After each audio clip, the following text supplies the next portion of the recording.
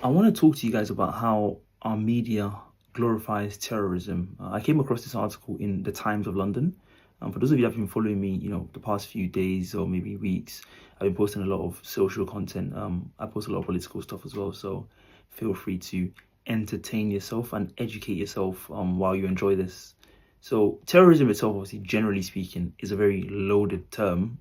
When we do it, is counter-terrorism. When they do it back to us, it's terrorism. But putting that aside, this is one of the more blatant examples of our glorification of terrorism because it's done by our side. So what you have to understand about Western foreign policy is that terrorism is our favorite weapon of choice when it comes to getting what we want in other countries. A lot of you obviously know about the wars that we've had in Iraq, Afghanistan, classic, definitions of terror, which obviously we don't call it that because when we're doing it, we don't call it terror, it's counter-terror. But Syria is back in the news lately.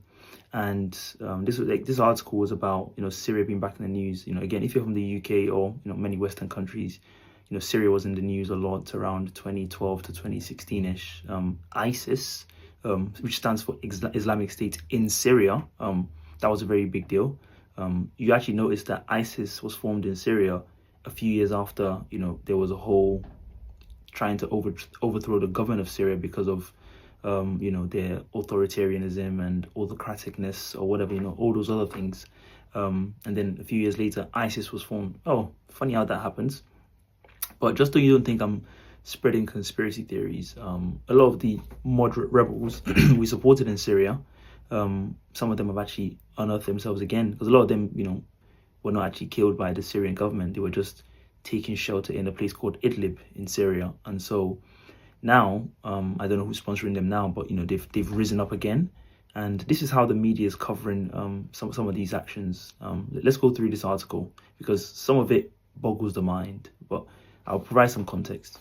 So you can see the headline: Rebels storm Assad troops as Syria war reignites. Now, if you pause there for a second, if you think about any country, you guys live in countries, I live in the UK, but people live in the US.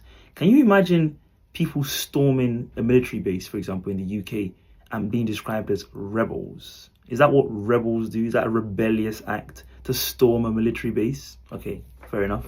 But then if you look at the subheading, it describes the rebels as forces of Hayat Tahrir al-Sham.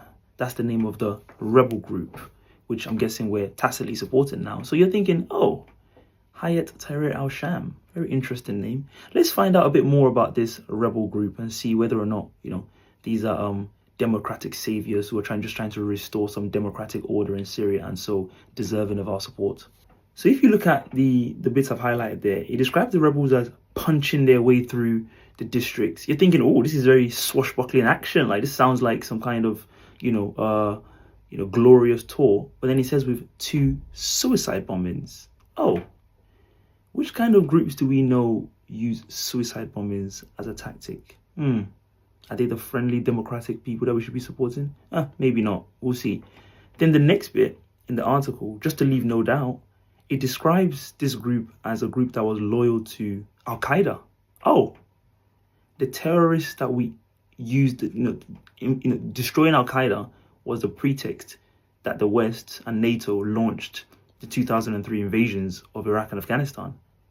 Now these are the people we're describing as punching their way through government resistance, as though this is something that we should be praising and applauding. Okay. And then just to leave no doubt about whose side you should be on in this rebel alliance versus government, war. This is like a Star Wars, everyone's on the side of the other side. I know the Empire, I forgot what the other side was called, the Resistance, I guess. Just to leave no doubt as to whose side we should be on.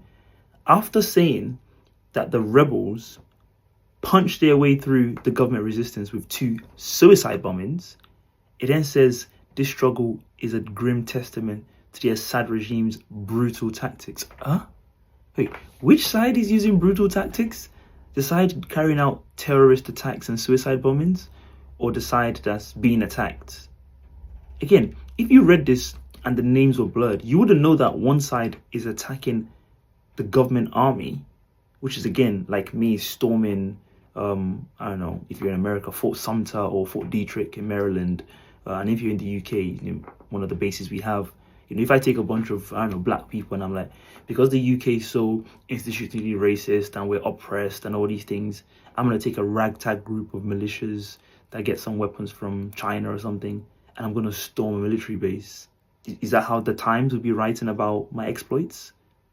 So again, terrorism is not terrorism when we do it or when we support it.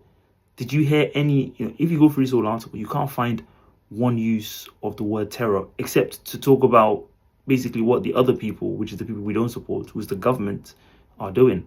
A lot of you that don't follow the Syria war, there's a book called The Management of Savagery, which you should read, which explicitly talks about how this group, Hayat Tahrir al-Sham, the leader of this group, pledged allegiance to the leader of ISIS, al-Baghdadi. Again, these are the people we're supporting.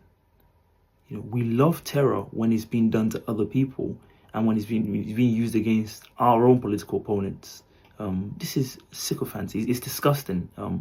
But I just couldn't believe what I saw, and I thought it was very important to kind of share that. You know, the last thing I'll point out is that if you actually look at this bit in the article, it talks about the fact that this group severed its links to Al Qaeda. So they used to believe what Al Qaeda believed, so much so that the head of the group pledged his loyalty to the head of ISIS. But now, we just don't believe that anymore. Now we're just a bunch of secular guys who just want democratic rights for everyone. Okay.